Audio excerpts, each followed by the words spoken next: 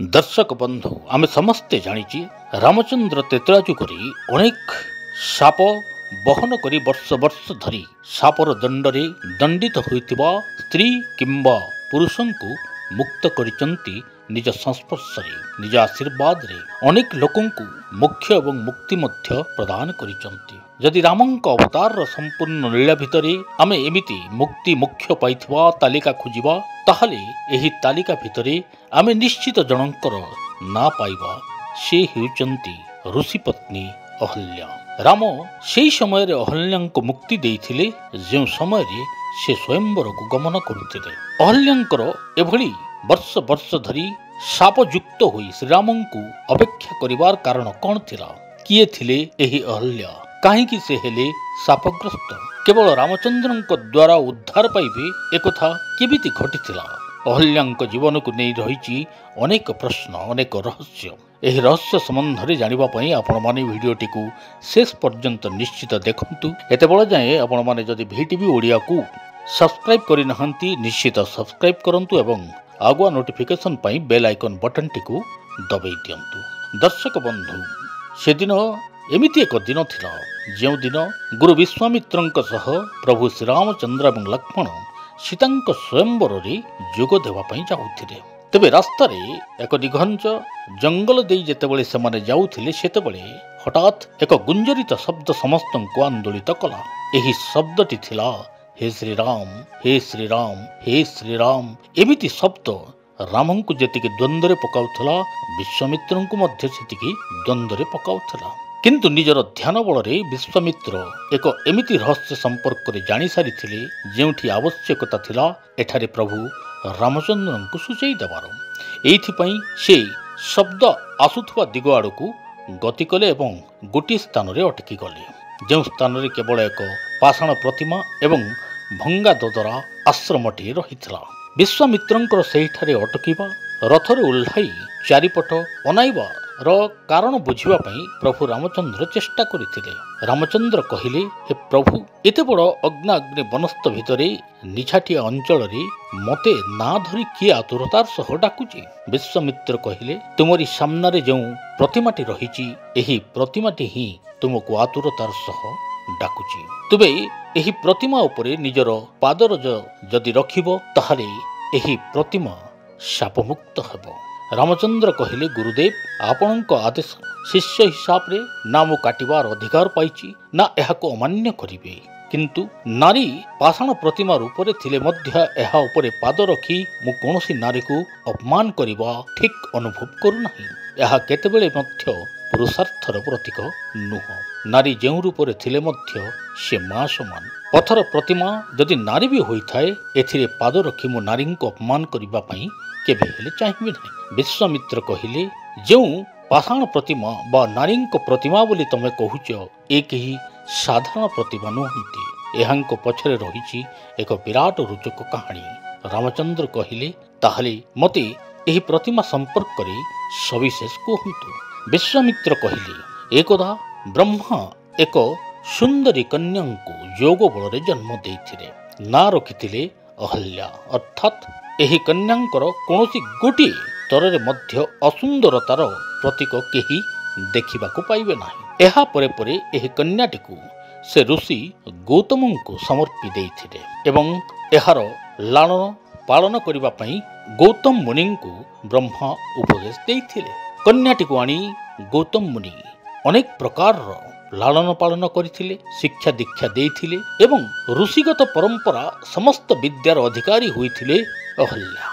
जेतेबेले से युवती हेले ब्रह्मा को फेरस्त देवा पई गौतम ऋषि उचित समय मने करी ब्रह्मा को अहल्या को पुनर्बार फेरे देवा पई योजना करिथिले। किंतु ब्रह्मदेव तांको कहिले कि एही कन्या को आपण ही विवाह करंतु। ब्रह्मा को उपदेश रे गौतम मुनि एवं अहल्यांकर विवाह संपन्न होइतिला। सहजरे अनेक दिन आश्रम रे रही ऋषिगत शिक्षा संस्कृति परंपरा आश्रमर समस्त मर्यादा को निज कांधरे बहन करथिले अहल्या। किंतु एमिति एक दुर्बल मुहूर्त रे अहल्या उपरे दृष्टि पड़िथिला देवराज इंद्रंकर। जेबुटू अहल्यांकर सौंदर्य देवराज इंद्र देखिथिले सेबुठारु से अहल्यांक उपरे दृष्टि रखिथिले एवं सर्वदा इच्छा करुथिले କେମିତି ଅହଲ୍ୟାଙ୍କ ସହ ସେ ସମ୍ଭୋଗ କରିବେ। ସବୁବେଳେ ସୁଯୋଗର ଅପେକ୍ଷାରେ ରହୁଥିଲେ, କିନ୍ତୁ ଏମିତି ସୁଯୋଗ ମିଳୁନଥିଲା। ଥରେ ସେ ଚନ୍ଦ୍ର ଦେବତାଙ୍କର ସାହାଯ୍ୟ ମାଗିଲେ ଏବଂ କହିଥିଲେ ଯଦି ଚନ୍ଦ୍ର ଦେବତା ସହଯୋଗ କରିବେ ସେ ଅହଲ୍ୟାଙ୍କ ସହ ନିଶ୍ଚିତ ଶାରୀରିକ ସମ୍ପର୍କ ରଖିପାରିବେ। ଏପଟରେ ପ୍ରତିଦିନ ସୂର୍ଯ୍ୟୋଦୟ ପୂର୍ବରୁ ଅହଲ୍ୟା ଉଠି ସମସ୍ତ କାର୍ଯ୍ୟ ସାରି ସୂର୍ଯ୍ୟ ପୂଜା ନିମନ୍ତେ ଗୌତମ ଋଷି ବାହାରିବା ପୂର୍ବରୁ ସମସ୍ତ ଅର୍ଘ୍ୟ ଥାଳି ଗୌତମ ଋଷିଙ୍କୁ ସେ ଧରାଇଥାନ୍ତି। ଗୌତମ ଋଷି ସବୁବେଳେ ସୂର୍ଯ୍ୟ ପୂଜା ବା ସକାଳର ସୂର୍ଯ୍ୟ ପୂଜା କରିବା ପୂର୍ବରୁ ଅହଲ୍ୟାଙ୍କ ମୁଖମଣ୍ଡଳ ଦର୍ଶନ କରି ଗଙ୍ଗା ନଦୀ ତଟକୁ ଯାଆନ୍ତି, ସ୍ନାନ କରନ୍ତି ଏବଂ ତାପରେ ସୂର୍ଯ୍ୟ ପୂଜା କରିଥାନ୍ତି। ଏହାକୁ ଏକ ସୁଯୋଗ ମନେକରି ଇନ୍ଦ୍ର ଦେବତା ଚନ୍ଦ୍ରଙ୍କୁ ନିଜର ଇଚ୍ଛା ବିଷୟରେ ଜଣାଇ ଏକ ଷଡ଼ଯନ୍ତ୍ର ରଚନା କଲେ।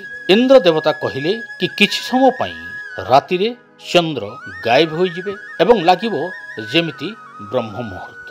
ଦିନେ ହଠାତ୍ ଋଷି ଗୌତମ ଏବଂ ଋଷି ପତ୍ନୀ ଅହଲ୍ୟା ଅର୍ଦ୍ଧରାତି ବେଳକୁ ଦେଖିଲେ ସକାଳ ହୋଇଗଲାଣି, ପାହାନ୍ତ୍ୟ ପ୍ରହର ହୋଇଗଲାଣି। ଆଜି ସେମାନେ ବିଳମ୍ବରେ ଉଠିଛନ୍ତି ଭାବି ତ୍ୱରିତ ଗତିରେ ଅହଲ୍ୟା ନିଜର ସମସ୍ତ କାର୍ଯ୍ୟ ସମ୍ପାଦିତ କରି ଅର୍ଘ୍ୟ ତାଳି ଆଣି ଧରାଇ ଦେଲେ ଗୌତମ ଋଷିଙ୍କୁ। ଗଙ୍ଗା ନଦୀରେ ଗାଧି ଶୀଘ୍ର ଶୀଘ୍ର ସୂର୍ଯ୍ୟ ପୂଜା କରିବେ ଏହି ଆଶାରେ ସମସ୍ତ ପୂଜା ସାମଗ୍ରୀ ଧରି ଗୌତମ ଋଷି ଚାଲିଗଲେ ଗଙ୍ଗା ନଦୀ କୂଳକୁ।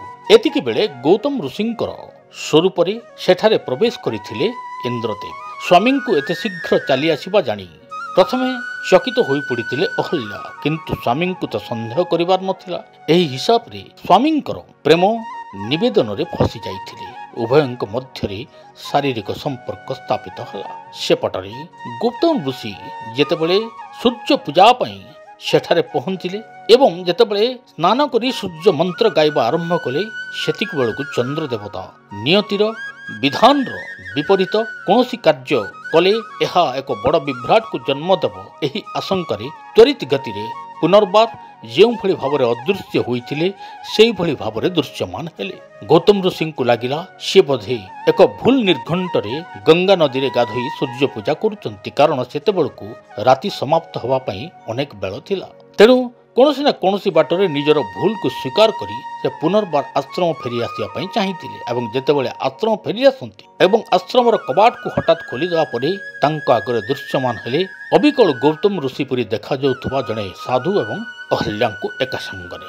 କ୍ଷଣିକ ମୁହୂର୍ତ୍ତରେ ଗୌତମ ଋଷି ଜାଣିଗଲେ ଏ ହେଉଛନ୍ତି ଦେବରାଜ ଇନ୍ଦ୍ର, ଯିଏ ତାଙ୍କରି ଅନୁପସ୍ଥିତିରେ ସୁଯୋଗ ନେଇ ଅହଲ୍ୟାଙ୍କ ସହ ଶାରୀରିକ ସମ୍ପର୍କ ରଖିଥିଲା।